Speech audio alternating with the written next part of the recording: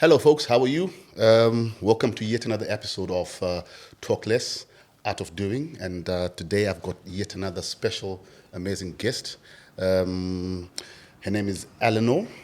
Depending on where you were born and how good you were raised, you might want to call her Auntie Eleanor. So, yes, folks, we are going to be diving into an interesting conversation about divorce and separation and how people can navigate their way through divorces and separations. Eleanor, how are you?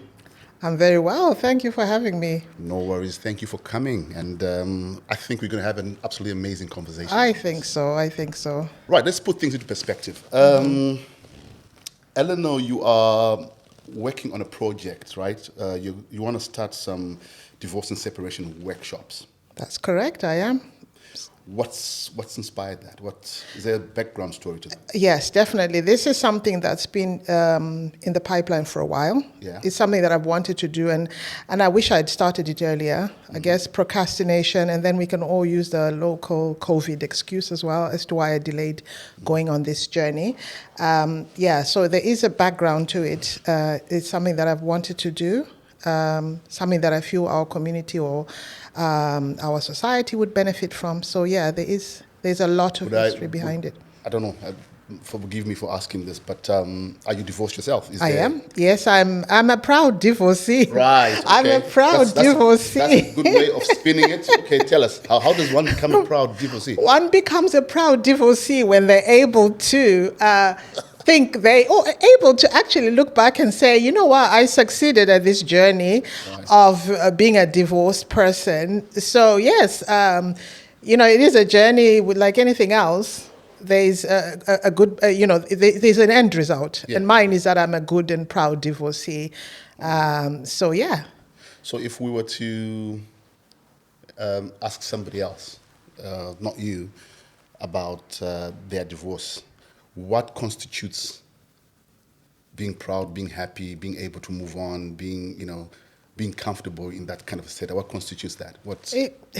It's a very subjective situation, to be honest. Just like you can ask a married person, are you happily married? Have you achieved or accomplished what you imagine marriage would look like? It's the same as in my view. I've gone through the journey, and I think I've done a good job, best I can, from my end. Do you know what? We are both Zimbabweans, right? Yes. And we live here in the UK, and there's obviously a very big or huge Zimbabwean community, right? Yeah. I've also noticed that within our community, there are a lot of people that are divorcing. There are a lot of failed marriages, or I don't know if people divorce because their marriages have failed or they divorce for a whole lot of other reasons, but I've noticed that we've got quite a good number of people who are going that route a lot more than previously. Is there a reason, you think? Well, I don't know that it's a lot more than previously. I think that it's a lot more open. Right. I think social media and just general just changes of times makes that kind of data more available. Right. But we've progressed as well with time. We're able to be divorced because the circumstances allow for you to live on your own or to facilitate that environment. But and also I think also an age, sort of an age group. I think we come from a culture where a lot of people were married. I know a lot of people that got married not because that was their first choice, but because they were in a situation. You got home late. Right. And your parents told you to go back where you were. Yeah. And that was your husband. Yeah. And that was a one night stand that becomes something. Yes. You got pregnant. Yeah. And that became your husband. And sometimes, people pursue that journey because it is what it is. Yeah. Parents have said, that's it, go back where you are, you came home late, that's your husband. The young man is not ready for you to be his wife. You're not ready for him to be your husband, but this is it. You're here, culture has put you in that situation. So fast forward, you grow. Yeah. As a person, you're more exposed, and you realize this isn't it. Yeah. This isn't it. And so, you go your separate way. It has become very okay to say, you know what, we've given it a good shot. It's not working. Let's go our separate ways. Because Yeah. if we try and bridge these cultural norms, like we come from a country where culture is pretty, is very much in the thick of things, right? And marriages are sort of like very sacred institutions that people are forced to preserve by all means necessary. Yeah. But how are you finding people? How are people bridging that cultural gap and the realities of the world today? I think it's either you're moving with the times, Yeah. or you're not. Like, and I think a lot of people will struggle because there is for I want to kind of separate this for the ideal husband model. If we go back in time, it was a good model. He went to work, he provided, the wife stayed home, made sure his slippers were warm in the microwave before he got home. The children were the children were, happy and dancing around, everything was done. But that ideal doesn't exist when you come to a different environment, say here. So the pressures are different. The support systems are different. The challenges are different. So yeah, we're in a different world completely. And so I'm not surprised that marriages would break down. All right. So if we go back to what you are trying to do in terms of these workshops, right? Mm-hmm. Do you believe that there is a support system out there? Is there a good enough support system for people who are going through separation, divorce? No, I don't think there's enough. There is stuff going on, but I don't think there's enough. If you're getting married, people get together, they form WhatsApp groups, they create chat groups to prepare for your wedding. They have kitchen parties, they have bachelor dues, if that. The particular kitchen parties, the girl sits and she's groomed and supported through that and told what to expect, and even when she has her first child, there's a lot of support. The marriage happens, there's a great big ceremony, everybody's there, the minister does a service, gives you a speech of a lifetime, and then say you have a loss, you are bereaved, you lose a loved one, people move in with you. They move in. Your home becomes everybody's home. People pass through after work, they bring you food, they cook, they collect money. Chema. They do everything to make sure that through that trying time, you are supported. Yeah. So say you're getting married, you're supported. You're widowed, you're supported. You're divorced. It's not always the case, is it? It's not. And yet you are suffering a big loss. You are going through a life-changing experience. I've never heard of a divorce collection. I've never heard of people rallying around to see what can we do for these young boys now that dad's not in the picture. The uncles get together, let's take them out, let's do something. The ladies get together, let's help her out. Yeah. Financially, she's obviously challenged. So support, I would think that we're still miles away from actually acknowledging that this is a real situation and what support.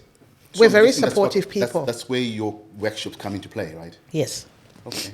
Yeah. Do you want to give us a little bit of an explanation of how the workshop actually would help? Yeah. So when I got divorced, this is a long time ago now. So you were an experienced... I'm an experienced and a mature divorcee. Okay, fair enough. I thought the world was coming to an end. Yeah. And I didn't know where to go, but I knew all the plans I'd made with my husband were not going to come to. So I didn't know where to go. Where do I get help? So initially at work, I thought I outreached for the counselor there. Yeah. And that was very helpful because those services are available. Most employees will have like counseling services just to manage you or help you or support you with the emotions you're going through. Just like when you have grief, you can tap into that. So I tapped into that, and that helped me. But I still didn't understand how I was going to maneuver the actual process of being a divorced mother of two. So I enrolled in a local church that was running a divorce and support workshop, and that was probably life-changing for me. It was run by divorced people, for divorced people. Some were coming for the second, for the third time. to the same program, because you come at different stages and of the divorce, and that was life-changing for me, and that I found that very helpful. But I also found that I was the only person of color in that particular workshop, and it was a 6-week program, and it was a life changer for me. Do you think, now that you said you're the only person of color there, do you think that our counterparts, our white counterparts, have found a better way of managing divorcing and separating better than us? I think so. I think we're proud and private. Right. And I think we do take the private to another level. Yeah. Yes. Sometimes things don't have to be private. You don't have to disclose. I've never told anybody the name of my husband. I'm a divorcee, but you don't know his name. You don't know the fine details. Yeah. But you can be open about your situation. And I think they're more open. I think other cultures are more open. We don't like to expose our weaknesses unless it's an obvious weakness like a death. So this is something that you're going to address in your workshops, right? Yes. This ability to be... There's a difference between being secretive and being private. Yes. So people should... I'm of the opinion that mentoring, coaching, therapy, those kind of things are very, very important. Yeah. But it's just that maybe culturally we've never been taught that, it's actually okay to go there and speak to somebody about your problem. Yes. Because you come back from the other side better. Yes. So what we're having is not so much of a counseling, but a support group. Yeah. Okay. So probably everybody in that room is at some stage of the divorce or separation. And I like to say separation and divorce because some people never legally married, but they lived as though they were married. Yeah. And so when they separate, the impact is just as harsh as a divorce in itself. Some people are in the separation stage, not quite divorced yet. Can you explain those like stages? Stages. I don't know what you call them. Stages of divorcing. Is there like a guilt stage? Is there a stage when you are screaming, you're pulling your hair out? It's exactly the same as a grief cycle when somebody loses somebody. So you go through the pain, the denial, the bargaining stage, the acceptance, and the recovery. It's exactly the same cycle. But when you make a decision to come out of a long-term relationship, a marriage or a long-term relationship, it's not an overnight sensation. Yeah. It's your head and your heart battling for a long time till you make the decision that I'm out of this situation. And even when you're separated, to get to the stage of divorce, it's still another journey. You're still looking at the other sides, the practical sides. Your emotions, your head is still fighting your heart. Yeah. So it is a difficult phase. And so sometimes when you go to these support groups, you're able to engage with people that were where you are, that had to make decisions, that can help you have a reality check. What I want to get across to you is these are not pity parties. Yeah. These are not places where we're sitting and thinking, oh, men are, the devil's spawn, or women are, evil. No, it's not. It's a place where you only come if you're ready to recover. Right. If you're ready to accept that this is what it is and learn and get strategies to move to the next stage. So people have to opt in. You do not go out to pursue them and say, okay, you've been through a divorce, I think you might need this. They have to decide that they want to. Pretty much like the AA, right. Alcohol. I'm an alcoholic and I need to go and get help, sit with a group of people and talk about what I'm feeling and what I'm going through. Is that not where the problem is, though? People will not tell themselves that. People will be like, no. I'm not ready for help. I'm okay. Yeah. They'll never get to a point. And that's where we're at. That's the challenge we're at. But I think if you interact with people, and you see people on the other side or in the same situation as you are, you go home a different person. Well, let's put it this way. If you are marketing this, let's assume this is a product, you're marketing it, right? What would your flyer say? What would your unique selling point, what would you say? You'd say, oh, I have, if you've just been recently divorced, come pop by and let's have a chat. No, it's a recovery. It's a recovery program. It's recovery. I think I'm marketing it as a recovery program. Strategies to get the best version of yourself. Right. after such a situation, how are you going to be on the other side? So yeah, there's a lot we need to learn about who am I on the other side of the marriage or outside the marriage. Let me ask you this. People have invested a lot in relationships, right? So let's talk finances. When people break up, there are things like how do we sort out the money issues? How do we sort out the property issues? And most importantly, how do we deal with kids? Yes. Especially when there are kids involved, right? Yes. You've got 2 kids yourself, haven't you? Yes, I do, yes. So how did you navigate that side of things? Children and finance are the 2 biggest reasons why people will stay even in the most toxic relationship, because they're the most difficult things to maneuver in the whole journey. So for me, it was accepting that I am now a single income household, and what does that look like? Yeah. What does that look like? Right to the type of phone I can now have. Okay. What does that look like? Because that was my reality. So if I didn't accept that, then I would be expecting my life to be the same as though we were a double income household. We were not. Yeah. I'm a single income household. But how was the conversation like with my ex? Yeah. The conversation, did you this thing is not working, so how are we going to do this? Closing my accounts or what? Oh goodness, the 2 people who are both feeling like they've been dealt a raw or a bad card are not going to have the most civil conversations in the early stages. But we sat down and we had a pen and paper and wrote down the bills, and we agreed how we were going to split them. Yeah. That plan was never executed because emotions kick in, right? When you're having your practical stage, you're writing down, okay, this is what we pay, split that 50-50, all right, great, the kids this. But that doesn't really come to, because you come out and he's got his own new bills to deal with as well, and so that was difficult. And maybe if you're in a situation where maybe you had one home, yes, one person in that setup probably needs to go and find a place to live. One person, and unfortunately in most cases it's the man, because of the children. Especially where they're children. So he will move out and he will start again. And that's a tough one. Yeah. And I do feel for the men. Yes, I do. And I think it's a tough one for them, because it's like you're back to square one. Yeah.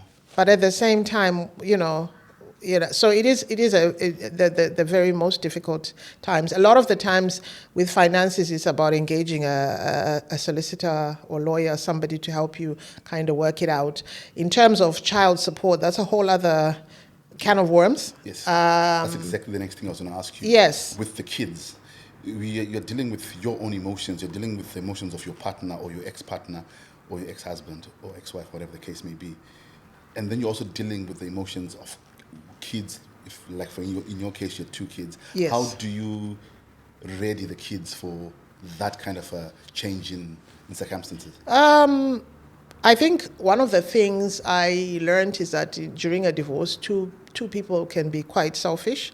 One can say, I want to stay for my children, and the other one will probably say, no, the kids will be fine. So no one really puts the kids' needs or their emotions have a discussion. We tried, but I think children get really caught up and get stuck in the whole process, in the sense that they become more like a bargaining tool. You have them, when are you having them, when are you having, and those practical sides are addressed, but not so much the emotions and what the future for them will look like in a single household. So for me, reading the stats saying the probability of a young man not succeeding in life is very high when they're raised by a single woman, particularly for a black boy.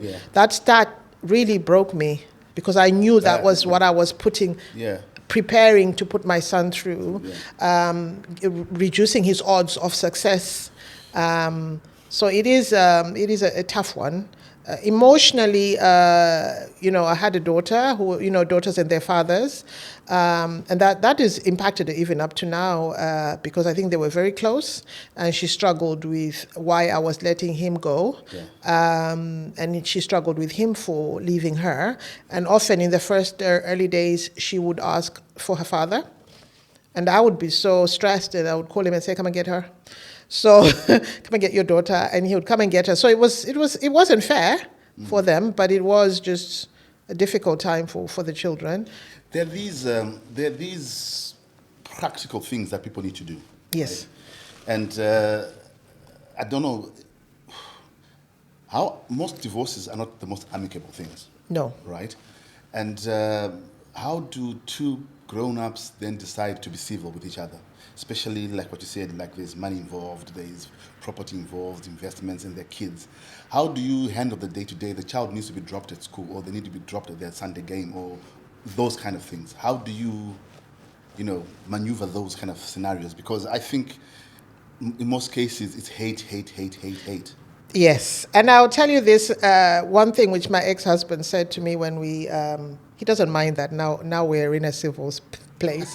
He won't mind me saying it. Were you previously not in a... Oh, goodness. This journey is two people, and how one deals with the divorce is, you can't predict. You can predict, yeah. You can only manage your own self. Even coming to the support groups, you're only going to learn how to manage yourself in the divorce. Unless you come with your partner, which would be great, because you'd learn the same strategies. But my ex-husband said to me, "You need to figure this out, Eleanor, as though you were a widow.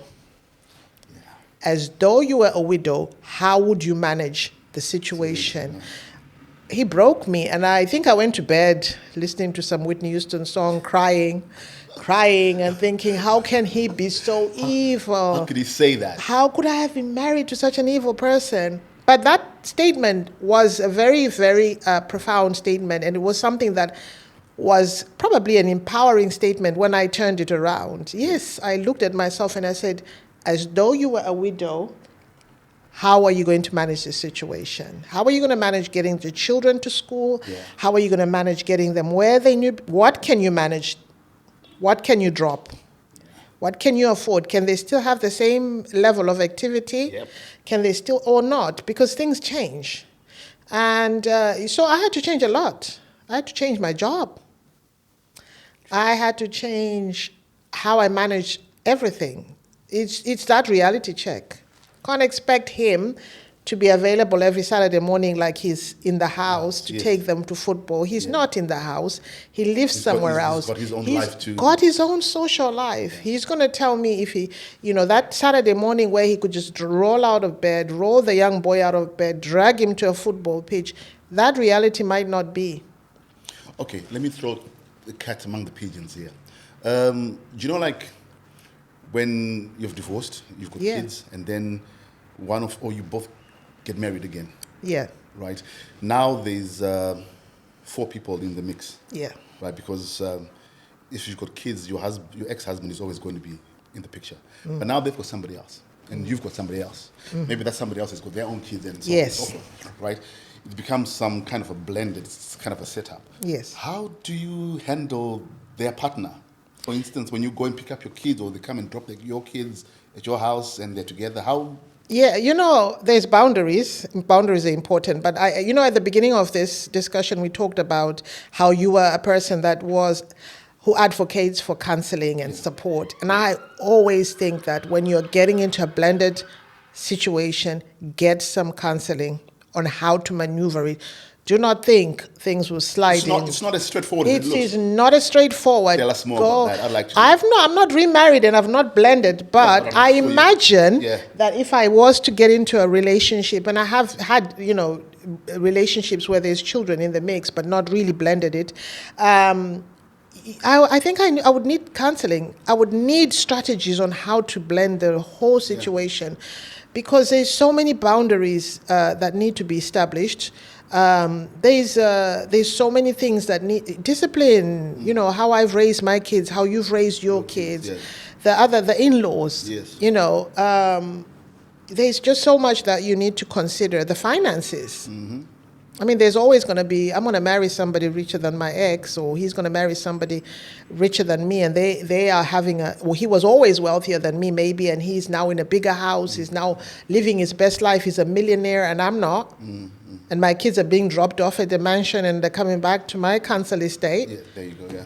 So those are all the dynamics that you have to deal with, you know. Will your workshop address those kind of issues? Because I think that's something that people really need to. We will touch on some of that, on blended families. We'll touch on boundaries. We'll touch on extended families. And I'm hoping somebody that's already in that situation might be able to share their strategies.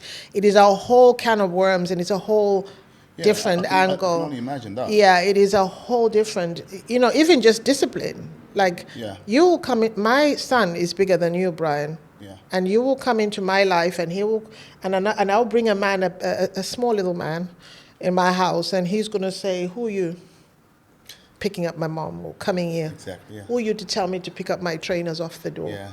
So there's a lot to consider. And we don't want to get into these situations without having fully healed and prepared ourselves. So next question would be, how, when you then decide to move on, right? The dating cycle. Oh my goodness. That is another. Yeah. Nothing prepared me for that. Yeah. Yes, because probably if you were in a long-term marriage, the last time you dated was 1985. Yeah, you're probably very rusty. You don't have a clue. Be it a man and be it a woman, you don't have a clue how to get out there, and what to look out for. It is like, but you're also very vulnerable. Yeah. You haven't been loved or felt love for a long time. You could say you are very bitter as well. Yeah, you could be bitter. Yeah. You could be. I could be out to prove a point to my ex using you. I could be, if I'm not healed, I could be trying very hard to undo all the mistakes I made very quickly on you. It is a whole can of worms. And so if I'm to date a divorcee, right? I met a woman. Should I be concerned that maybe I'm being taken for a ride, or I'm being used? No. Should that be concerning to people who potentially date? No, I think that conversations will guide you to see how healed that person is. If I'm sat there all the time bashing my ex and still looking like I'm still raw, then maybe you should be concerned. Those are your red flags right there. If I'm in a different place and I've moved on, and I think, you could find some really fantastic people that have gone through the journey of, self-discovery, recovery, empowering themselves. You find a fantastic partner in either a man or a woman that's come out of a marriage because they've learned, they've introspected, they've grown. So don't be worried. Is it encouraged for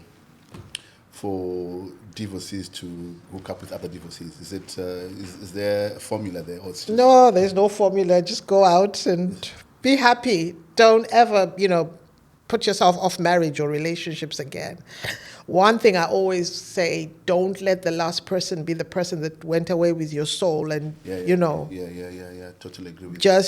Just don't, and just be that's why it'd be nice to have somebody that's kind of remarried as well, because when you're doing these workshops, you will have people that are on the other side completely, in the middle. So it's nice to see somebody that's in a much better situation emotionally. So if we go back to your workshops, you're most likely going to meet all manner of people at different stages. Yes. Right. So are you going to help them through every single? Are you keeping note of what stage they're at, and then you help them go to the next stage and so on? It's a self-help, right? Okay. So you're there to get what you can from the workshop and from other people, and to create like a support network. All right. Okay. Sometimes you need someone who you can vent. Yeah. Like if I'm in awe of all my friends when I was going through a divorce, because I would just pick up the phone and just speak what was stressing me out. And I almost felt like at the end of that call, they didn't have a clue what to say, but they listened. And sometimes they would give me some, like, maybe try this. But just I tried to shy away from people that would put fuel in my fire. Yeah. But those that would just kind of help me try and, you're doing great, you're doing fine. So support groups or someone to support you just to help you go through the journey is what we're looking for. But you've got to want to help yourself. You've got to want to do the work. Yeah. As well. Okay. Yeah, that's the bit that always worries me. How does one know that they need to, put in the work on themselves? How does one ask for help? How does one identify, what, I'm in a bad space, I need someone to talk to? I think that's where the biggest problem is. The very few people standing up, putting their hands up and saying, you know what, I need help. And I don't know, how do you get people out of their shell, to open up and, solve their problem? Yeah, and that's the biggest challenge we have, because we're so proud. Yes. We're worried about judgment from community. Yes. So a lot of the times we're hurting inside, but to preserve society's perception of us. So people are looking at us and thinking, oh, she's got it together. But when we're inside, we're broken. We barely just sleeping at night. We're stressed. But and that's the challenge. We were trying to kind of go through our community to try and be open, to be okay, And I think I went to a party earlier on in my divorce, and I was like, everybody was like, how are you? And I was like, I'm fine. Did you know I'm divorced now? And I remember someone going, why are you saying all that? Like, it's a big deal. And I'm like, why not? I don't want you here, all of you whispering and feeling like you heard something about something, but you're not sure what to say. So let me just own it. And I was, I'm good. I'm divorced now. Because some people will come and ask you, how is he? And they'll say him by his name. How is he? How's and I'll be like, oh, I don't know. Did you not know we're divorced now? And, oh, are you? Yeah. And that's what it is. We are divorced now. It wasn't easy. Yeah. But I felt like if I don't own this situation, it'll own me, and people will be tiptoeing, and people will ask me how he is, and I'll say he's absolutely fine. So it's not easy, but the more I said it, today's news is tomorrow's chipwrap. Tomorrow it's not that deep. Nobody's. Who do you honestly think? This is from your experience. Who do you think suffers? Who suffers more?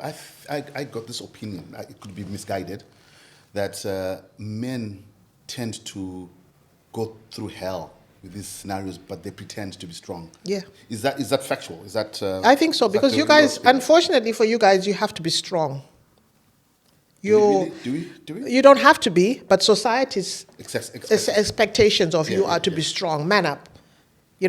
Like man up. It's not a good thing. Yeah. And I recall this because when my mom passed away, and I recall I was sobbing away, and my brother stood next to me, and each time he tried to cry, a man relative nudged him and said, "Don't." Yeah. And I'm like, he needs to cry. It's a healing process, isn't it? He needs to cry. His mom's just died. Yeah. I'm crying. Why can't he cry? Yeah. And they were telling him to be strong. To be strong. This is being a man, don't cry. And I think that's the challenge. Yeah, because statistics also claim that a lot of men are suicidal. Most men are killing themselves due to all sorts of pressures, And I can imagine a 20-year relationship going down the drain. That's a lot of pressure on somebody. And I just feel like men, because they're men, they don't get the level of support that ordinarily will be given to women, yeah. And that's why we want them at the support groups. We want men to come to the support workshops, because all the strategies apply on both sides. And when I went through my divorce, it was all about me. Yeah. Until I went to one of my very first workshop, and I used to stand at the door and say to my husband, "Come in. Why are you standing at the door? Come in. Why are you standing at the porch? Do you think I'm going to bite you? Come in the house. Come in." And he didn't want to come in the house. And I wanted him to come in the house, but he didn't want to come in the house. Why did you want him to come in? Because it was what I wanted. That's what I was being selfish. Okay. I wasn't appreciating that he was also going through a divorce. And he was creating something. And his boundaries were by my doorstep. Yeah, okay. And he couldn't tell me, "Eleanor, this is where I'm comfortable," at the door. Why are you forcing me? He just stood there and says, it's fine. And being a female, being dominant, I was like, come in. Why do you always do this? Do you think I'm going to bite you? I'm not going to do anything. Come in. And when I learned that, I never did that again. I just gave him the kids and he went off. Out of interest, this is connected to what you're saying. Out of interest, your relationship, did it just run its course, or there were... Oh, by God. Yeah. Oh, my God. I mean, you don't have to answer me, no. I'm just It curious. It didn't run. It had a lot of challenges along the way.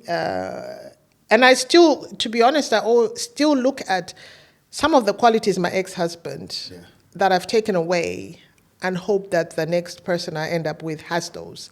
He wasn't the devil. I don't look at him and think, oh, I had children with him. He was, at some point, somebody I took vows with. But we had a lot of challenges.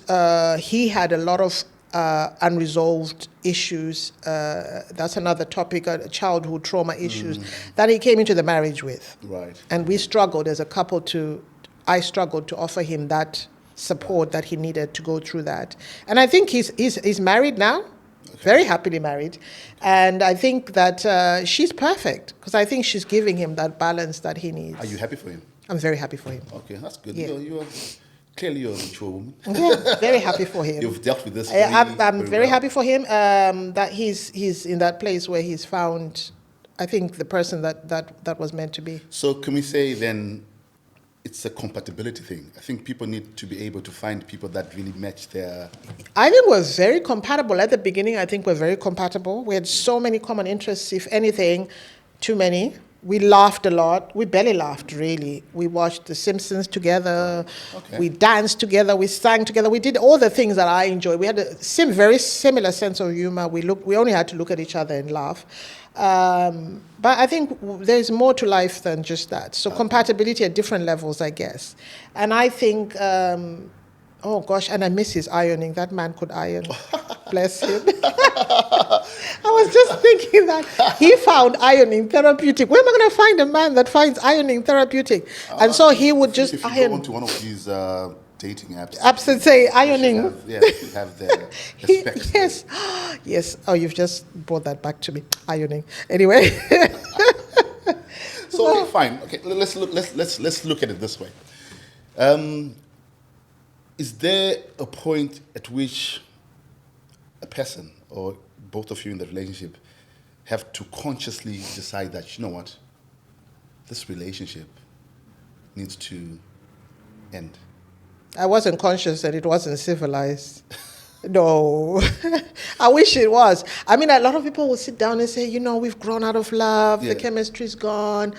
But a lot of times it's not as pretty as that. Mine wasn't a pretty ending. It was tough. Right. Yeah, it was an explosive ending. A lot of them are more explosive. We also come from a society where sometimes happiness isn't just enough. Enough, yeah. I don't know how many people just come back and say, we were not happy and we broke, it ended. That's Is there anything like love is never enough? On its own? Yeah, on its own. Like It's not enough. There's other variables. There's other variables. Okay. There's other variables. You connect on so many other levels: spiritual, emotional, recreational, as they say. Right. Intellectual. Okay. There's another thing that we didn't touch on. I was going to ask. You know, you say you were divorced, right? How do you manage in-laws and relatives and... That's a very good one, and it's a very interesting one because for me, and friends, I think that it's another wave. It's a divorce wave. You're coming from rejection from your partner. You're going to have to face another level of rejection from friends and family naturally. Yeah. You know, people say people don't have to pick a side. They have to.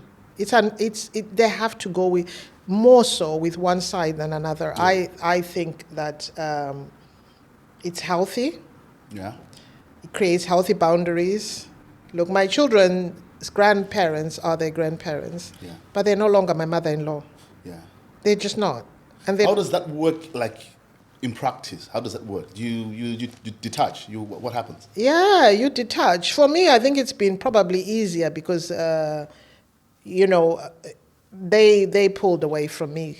Right. So, but detach, I can be civil. Yeah. You know, if the children are on the phone with their mine are older now, my kids are older. But if they were younger, if they needed to speak to their grandma or the grandma rang them, she can speak to her grandchildren. She can ask me how I am. We don't have to be, Yeah. you know, how are you? I'm fine. How's things? It's fine. But there's boundaries. Yeah. You know, I know stories of where they will still get money. You know, ask their old daughter-in-law for money. Yeah, of course. And enjoy the benefits. The flip side of it is you are divorced, but maybe your former in-laws love you so much they just can't stay away. And they need to detach. What do you tell them? And make space for the new Right. daughter-in-law. I would hate to go in a situation where my in-laws are in awe of their ex. Yeah. Yeah. And they love her, because then it becomes a compare and contrast. You come along, I'm a new wife, and all they'll be talking about is the ex, how wonderful she is, how much she sent them from the UK, how much money she sends them, how much. It just becomes a very unhealthy relationship for the other. Detach in a healthy way So for you your have to sanity. be intentional with the detachment. You have to be intentional. Right. You have to be intentional. I can't have Tete Murise from 10 different tetes because I'm now married and my ex-husband's got 5 sisters, the new one's got 5 sisters. We have to balance. I can't give you all what you had when I was his wife. The privileges have to change. It doesn't have to be evil. Yeah. But you have to detach. It's a very complicated one, isn't it? Events, family events. I don't want to be there at a family wedding when my ex is there with his wife. Yeah. I can go to a funeral maybe and pass my condolences and leave, but I'm not going to go and be the person that's cooking like the Murora should be doing. Right. Okay.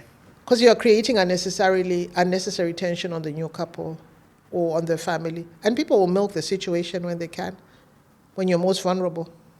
You know, like from what you're saying, it clearly shows me that it's a very complex scenario. It is. And it's very important for people to honestly, deliberately think this thing through, because all these variables that are coming into play, you know? And friends as well. Friends have to choose a side. They just have. You can't be telling me yesterday you were at a barbecue with my ex, today you're with me, or he came with a girl and or she came with a woman, or she looks so good now, because that's what people try and tell you. Oh, I saw your ex. They look so really good. They've buffed up. They're going to the gym now. Oh, yeah. Yeah, and you're like, yeah, okay. But you are going to get, rubber rolls as you're going to do that. You know, how Thank you for that piece of information. But they will. And sometimes not from a bad place. Sometimes it's just like people don't realize what that's doing to you. It's like almost like, look, he's better now that you're out of his life. Yeah. How the hell? That's very evil. Yeah. Unintentional in most cases. Yeah. Yeah. I saw your ex-wife. She looks so hot. All right. So do you ever deal with scenario where kids, for instance, apportion blame to one of the parents? And it depends on the age. I read somewhere that teenagers are most likely to pick a side. There's blame as well. Why did you do that to my mom? Why did you do that to my dad? They're also going through puberty.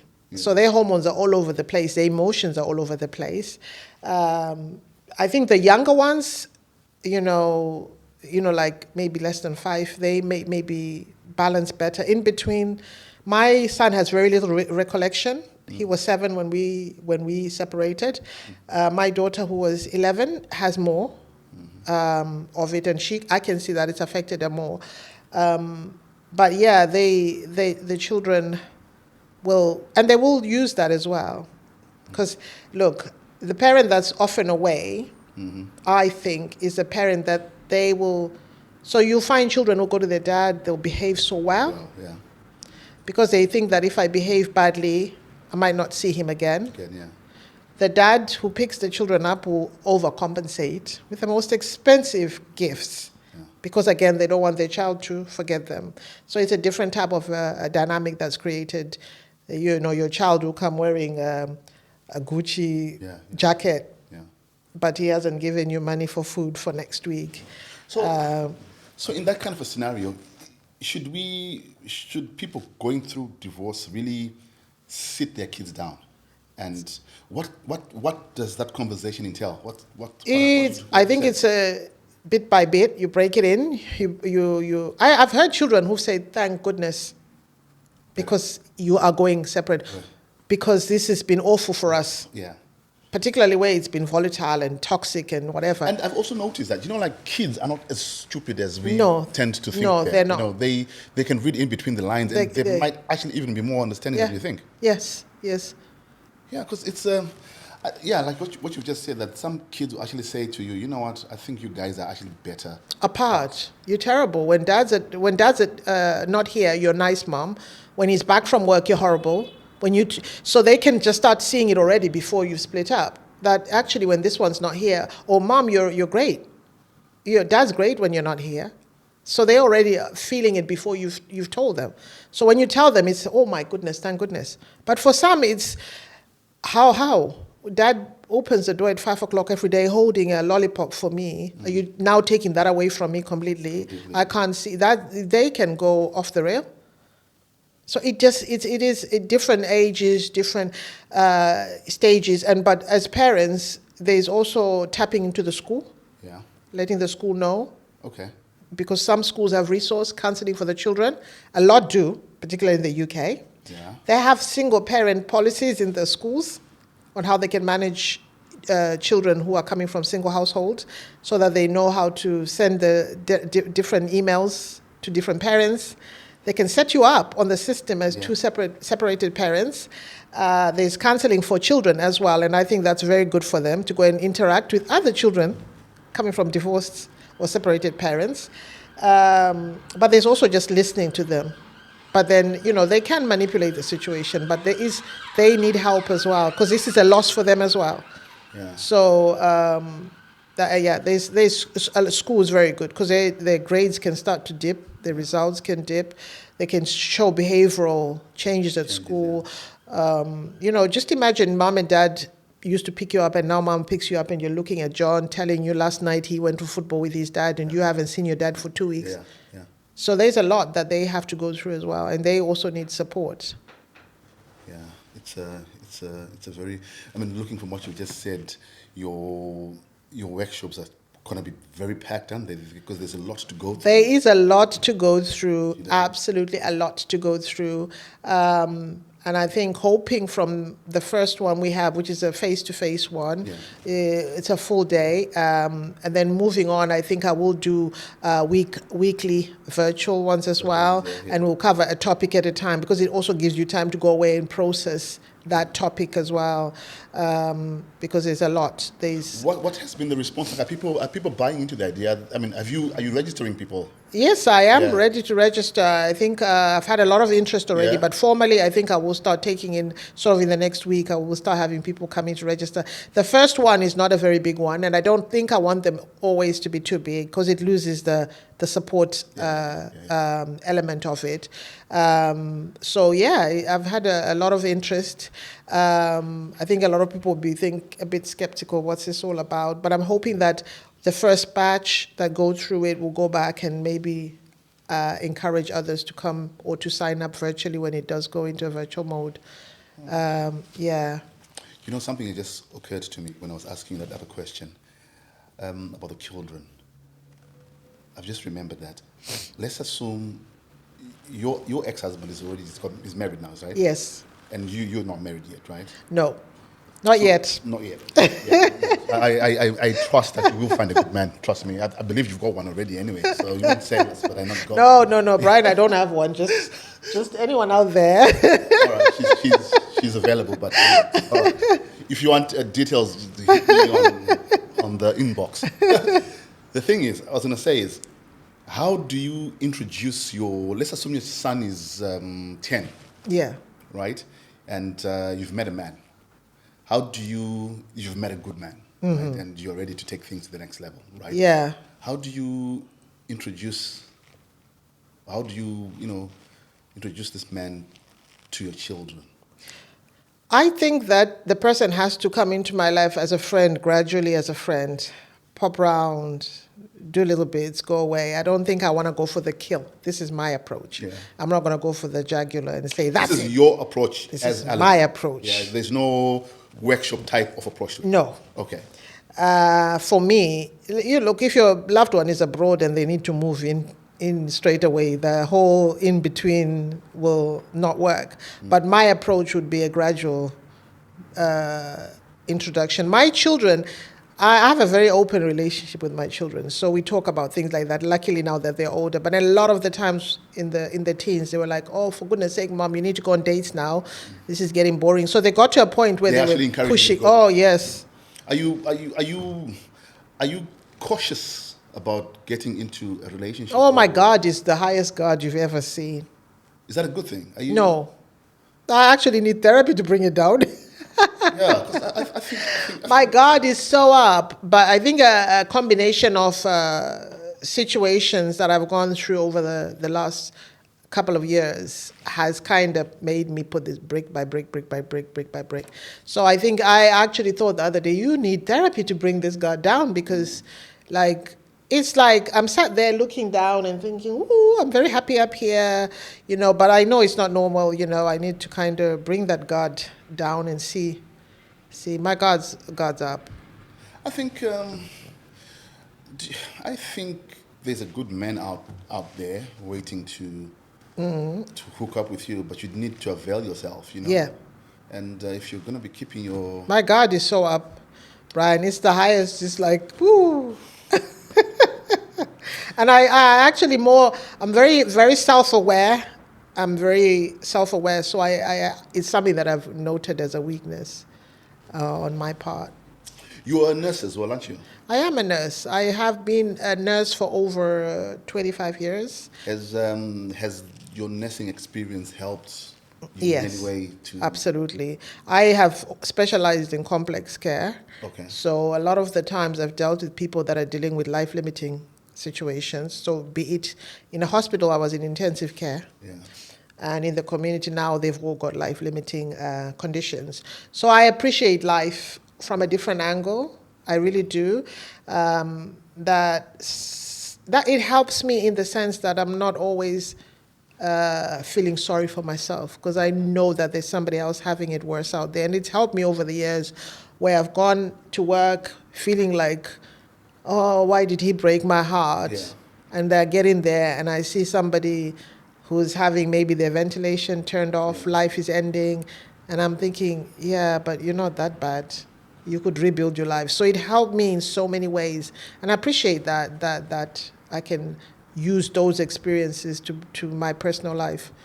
And I've noticed you also do a lot of philanthropy work. Does that also... Yeah, help it helps. The healing process? It helps me with the healing process, gives me purpose. It makes me feel like, one of the things in our community is if you're not married, sometimes people don't know where to place you. Yes. As a female, especially, they don't know where to place you, where you fit in, what's my role, So it is, you find your place. You find your place. And I think part of the things I did was trying to say, hey, I'm still here. Outside being Mrs., I am somebody that serves community. I am somebody that can do for others. I don't have to be married to have any value. I have value as I am as well. So, you know what, Eleanor, I really appreciate you coming through and sharing this information. I think it's highly relevant, and I think we are at a time where I think people need this a lot more, and it's a good thing that there's a person like you who's offering to avail themselves to these people. When exactly are your workshop starting? So the first one we are in Hockley Heath, which is just outside Solihull. So I've made it quite central Midlands. Yeah. We've got a nice room. It's called the Garden Room in a Hockley house. Okay. It's plenty of parking. The first session I've deliberately made it free. Okay. The only thing I'm asking for is a deposit that will be refundable. Just because I'm paying for your meals? Yeah. And if you don't come... Also, they can expect biscuits and tea and... Yeah, I've done lunch. Oh, I've done tea and I've done lunch. So my first session, I want to, because I wanted it to be one where I'm showcasing Yeah. what I'm all about. But also I want them to be open and give me feedback. Yeah. So that I can take it on. That's why I thought, let me take this on. So on the 23rd of September, Saturday, hopefully the weather is lovely for us, but it's a nice room anyway. It's a nice place. We can work through each topic, and we can interact, and can get a lot of feedback, and we can get the publicity going as well. And then you're going to move them onto online as well. Virtual, but I do think I will like to have occasionally probably use the same venue for face-to-face. So we can expect this to be an ongoing. Ongoing. Good. Initial one, Brian, is for divorced and separated people. Okay. But moving forward, I want to just engage community in general. Because people who are not divorced also don't know what to say or how to support. Yeah. So there's strategies we can work through around what to say, what's socially appropriate. We can confirm that this is open to anybody. It's not necessarily Zimbabweans we're looking with. It's open to anybody who wants to recover or who wants to support others. Yeah, okay. So where can people actually find you, or where can they register? How are they registering and all that? Right, I will be sharing with you the registration details if you can share the email that they can. Currently on social media, I don't have an active page as yet, but that's in the pipeline. I think we need one. Yes, but I will share my number, my WhatsApp number as well. I don't know if you'll be able to share it on your link. You can tell us. So I am on 07729 16 0099. I think I gave the wrong number. 7729 16 0099. Well, we'll put all that, or you can email me. I am also on social media, but I'm still under my name of Eleanor Stolle, which is I am Eleanor Matabvu, but Stolle is my mother's maiden name. So Eleanor Matabvu is your ex-husband's name? No. The funny thing, that's another story. I still use my ex-husband's name on all my professional documentation, but Eleanor Matabvu is my maiden name. All right. Does that irritate you? Would people Oh gosh, irritate no. you? Okay. No. Okay, so the big deal. It's not a big deal. I kept it thinking that I wouldn't be single for so long. I'll just change from his to my new husband's.